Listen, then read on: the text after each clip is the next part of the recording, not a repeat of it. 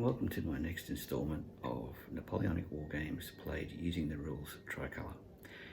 Now, if you follow any Napoleonic wargaming, one of the things you'll realise is that all gaming is done with what I call the bird's eye view. We stand over the table and we see everything that's going on. Well, I'm going to try something a little bit different with this game.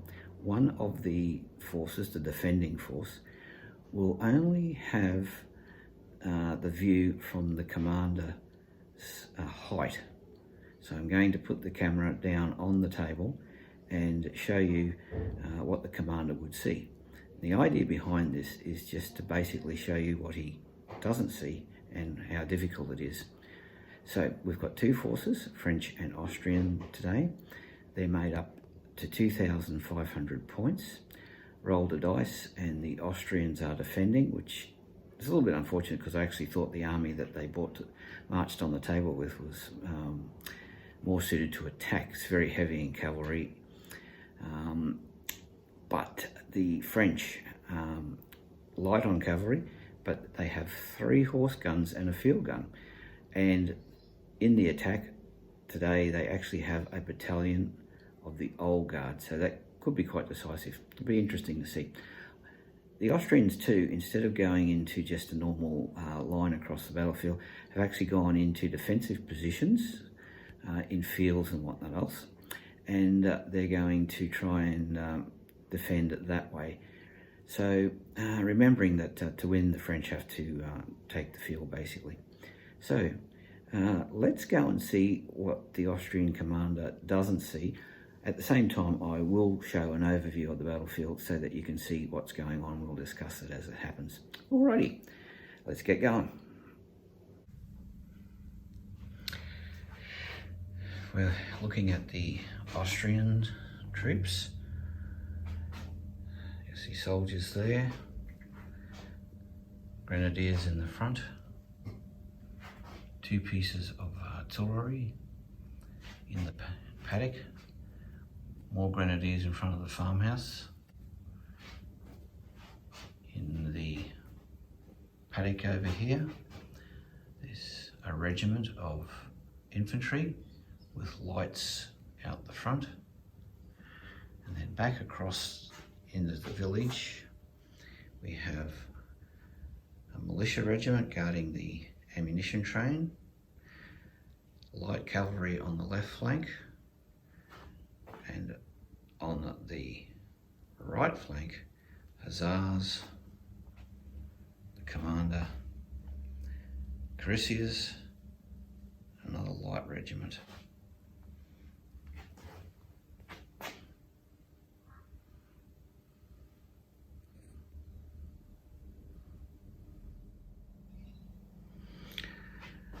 The French, who are attacking, have on their left flank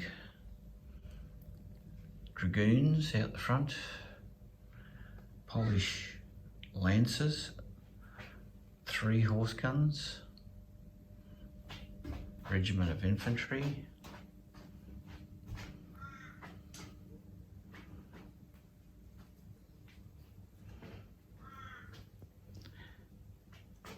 their ammunition train is at the back there. Another regiment of infantry in the middle, facing across to the farmhouse. The commander's set up in Braun's house.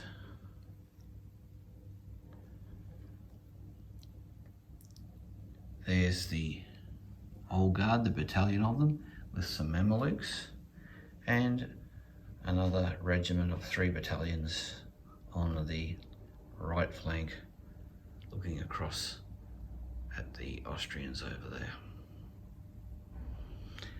That's how they're set up. Now let's just have a look at what the commander of the Austrians can actually see from his little hillock over hill on the other side.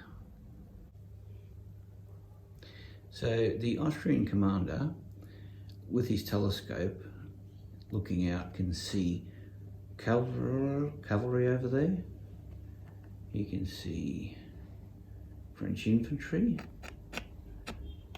his own, and then French flags to the left of the windmill.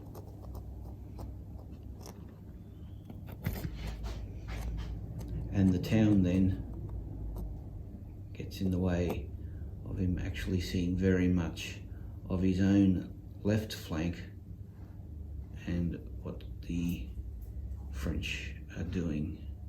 So from that vantage point, as the battle starts and takes its course, he will have to make decisions on what he can actually see, which as you know from the eye in the sky, he's not seeing all that much.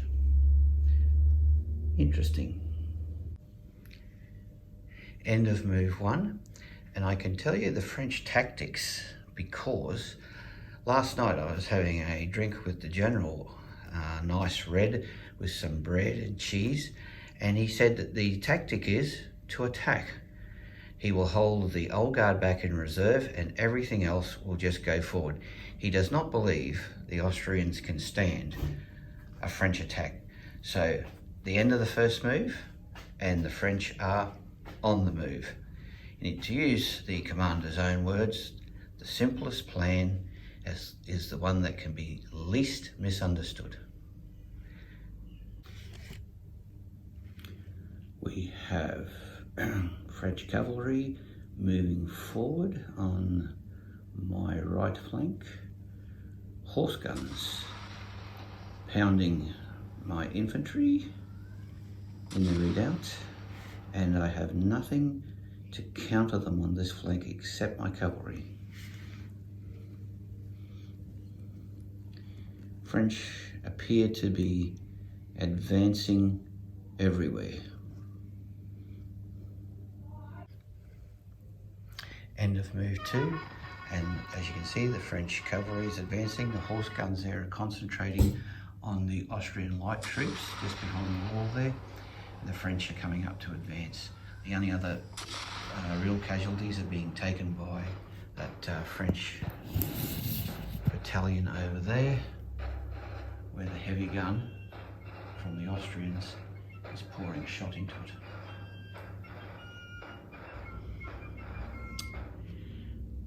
French cavalry advancing in large numbers.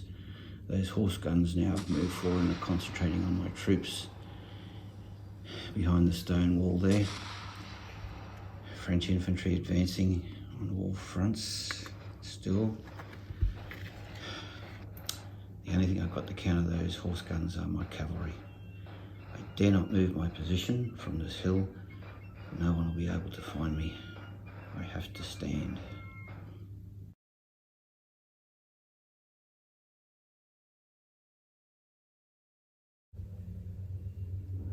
End of move 3, and the French have made it to the outer wall of the field and are engaging the Austrian Ferreira light troops.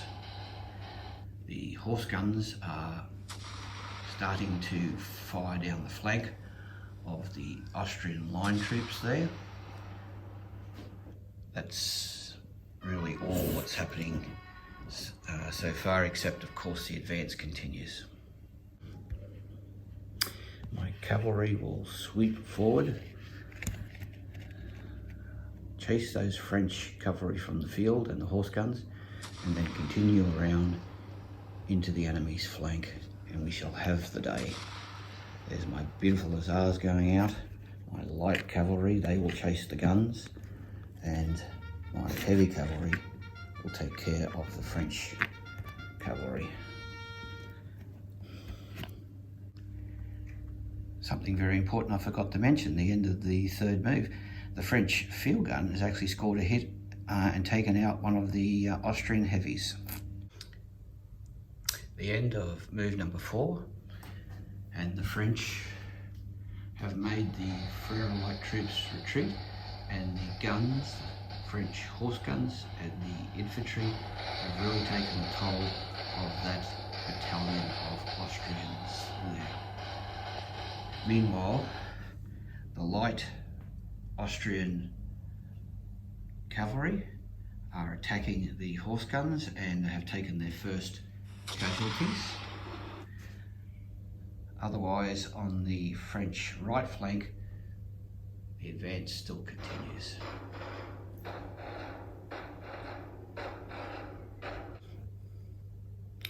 My 3rd Regiment in the field seems to be in trouble. I have no reinforcements to send.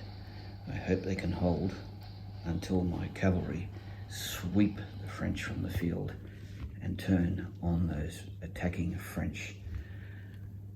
It's fairly quiet on my left flank. I can only assume that we're holding out there. It's the end of move number 5, and you'll see there that the 2nd Battalion of the 3rd Regiment of Austrian Infantry are retreating. At the same time, the French Corsican troops are retreating, and the Paris Municipal Guard has also retreated, leaving just the gendarmes there. Over here, the cavalry next move will be engaged. That's going to be decisive, I feel. The Austrian light cavalry have chased the horse guns away, but the horse guns are still firing from long range at them. And the French infantry over there on the right flank are starting to actually get into firing range of the Austrians. My 3rd Regiment may just hold that French attack at bay, but at heavy cost. This cavalry engagement will be decisive. My light troops have chased off those French horse guns, and I hear firing starting to erupt on the left flank.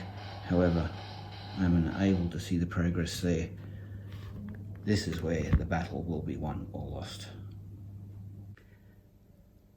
End of move number 6, and on the French right flank, the infantry are now heavily engaged with the Austrians, but a cavalry battle. The Hussars were beaten by the Polish Lancers, but the French cuirassiers have beaten the French dragoons, and it's been heavy losses. The horse guns continue to retreat and fire at the Austrian lights.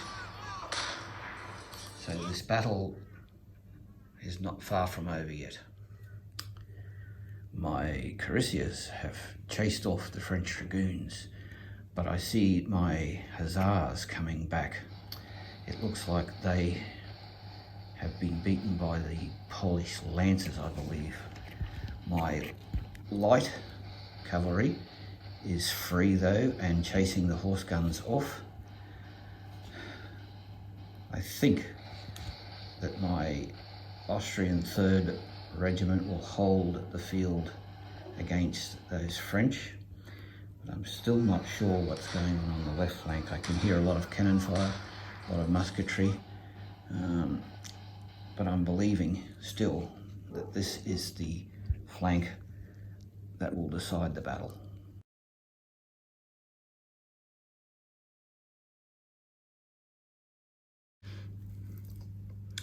End of move 7, and things are looking a little bit glum for the French. They've had more than half of their attacking troops repulsed.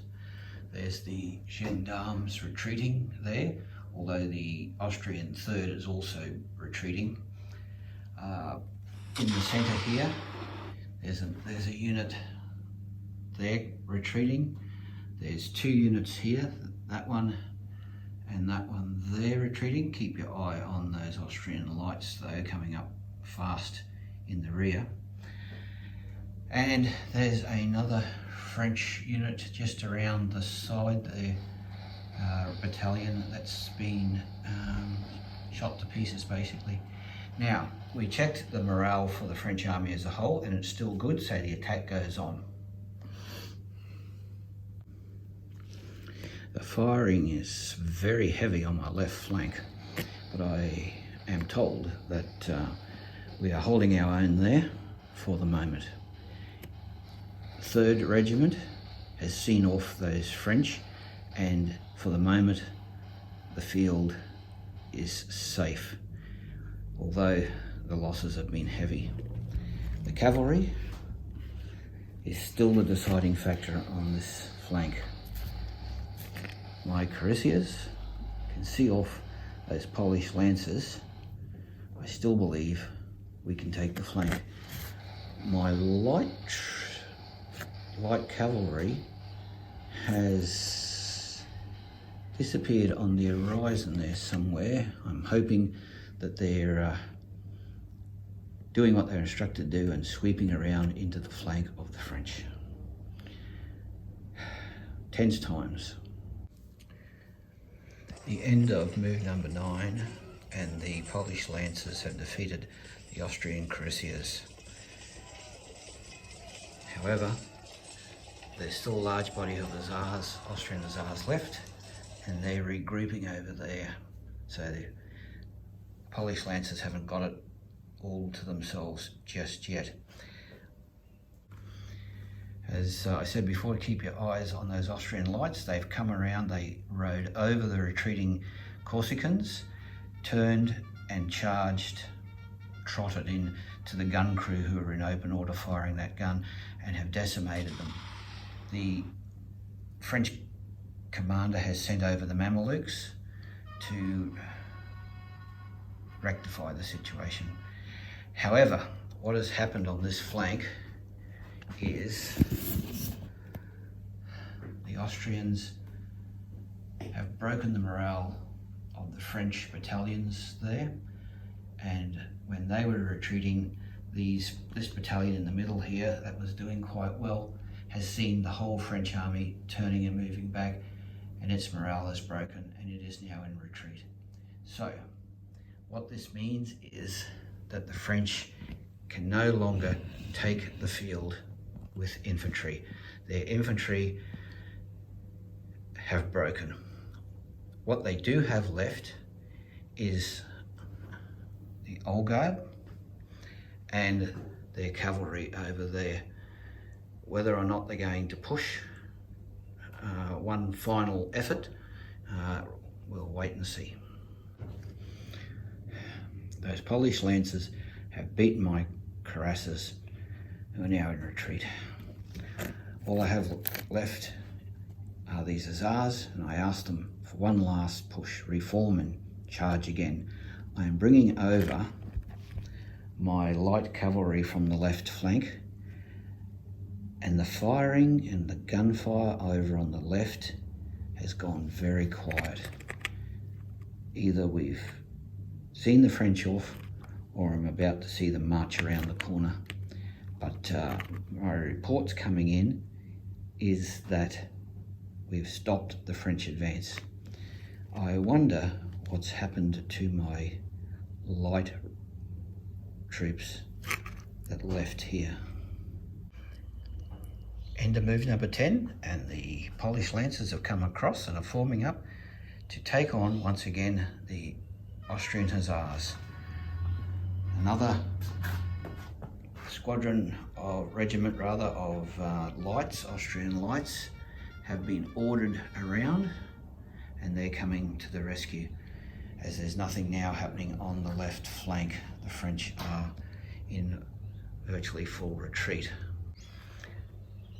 What happened to the Austrian lights? Well, after taking the gun crew and seeing the Mamelukes coming at them, they formed up ready to charge, and then they got absolutely decimated by these horse guns firing a ball down their flank.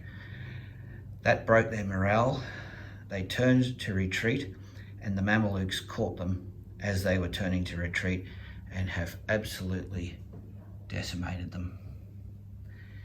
So this battle, I think, will end up a draw, but we've just got one more battle to play out to see what these Polish lancers can do over there. My other regiment of lights from the left flank are arriving. My hussars have formed up, and they will attack these Polish lancers. It's very quiet on the battlefield now. Obviously, the battle has petered down, but we are still heavily engaged on this flank. Move number 11, and this time the Polish Lancers didn't fare well at all. They were completely destroyed by the Austrian Hussars, and that brings the game to an end, as there's nothing really. The Austrian cavalry couldn't take the French if they wanted to with the 3 horse guns, nor do they have to. Defending this battlefield, all they had to do was stop the French pushing them off, and they've achieved that. All the French troops are in retreat, and their cavalry has been mauled severely. So, an Austrian victory against the French for holding the field. But what a game. Everyone's exhausted. They're glad that the battle has finally stopped. We'll do a post-mortem shortly. Hurrah, my hussars. What a glorious fight, and I was here to see it. Those Polish lancers must have been exhausted. They were overcome and completely destroyed by the hussars, so revenge is theirs. And the French have been stopped. They cannot take this field from me today. Now, I will tour the battlefield and congratulate all my units that have fought so hard and well today. Well, there you have it. That's viewing it from the Austrian commander's height. It's an epic battle as far as I was concerned. It's been a big day. The Austrian commander, as you saw, very rarely knew what was going on his left-hand flank. He just believed that they would hold. The real action was taking place on the right-hand flank, and that was keeping his full attention. So those Austrian lights made it through to the French rear, but were taken care of by the horse guns and the Mamelukes. The Polish lancers were brilliant, but they just fought one too many battles.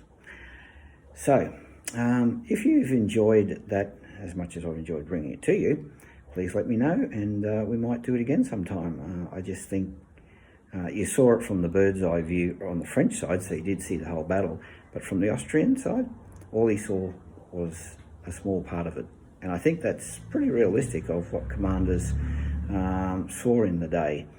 They either did one or two things. They moved to higher ground, which put them so far away that sending orders would have taken a long, long time. They sorted the battle out before it began, and then once it was in play, really the most they could do was let it play itself out, hoping that their commanders leading their units were capable of doing what they were given orders to do. Okay, so if you enjoyed that, let us know, and we might do it again. Thank you. Bye. Just a quick post-mortem of the battle. Today, the Austrians were defending, and they'd put themselves in a field and in some paddocks. And they had the river in front of one of their regiments over there. Now, all the Austrians had to do was stop the French taking the field. The French had no other option to win. They had to beat the Austrians. And so they did. The commander, except for a small reserve of the battalion of the Imperial Guard, which was a very prudent thing to guard his train, or at least keep it over here, sent everything forward at the same time. And it was a huge battle. I think one of the deciding factors of it was this large cavalry battle that took place over here. French dragoons, Polish lancers of the guard up against Austrian cuirassiers, hussars, and light troops. And the battle ebbed backwards and forwards. Both sides had a win and a loss. The infantry fought long and hard over this field here, but failed to take it. The the Austrians had two heavy guns. One of them was actually knocked out fairly early in the battle. The second one, through casualties, retreated just at the very end, but it was too late to make a difference. The Austrian light cavalry made it through to here, but were set upon by the horse gun artillery and the Mamelukes and wiped out. Luckily, I guess, for the Austrians, the Polish lancers lost the last battle over there, and the French were virtually, they fought to the point where, through too many units retreating, the army's morale broke and they all started retreating. So the French were never at that point then going to push the Austrians out, even though they'd fought hard and caused a lot of casualties. So that was basically it. You saw the battle. Kudos to everyone, I suppose, and just an Austrian victory today. Thanks.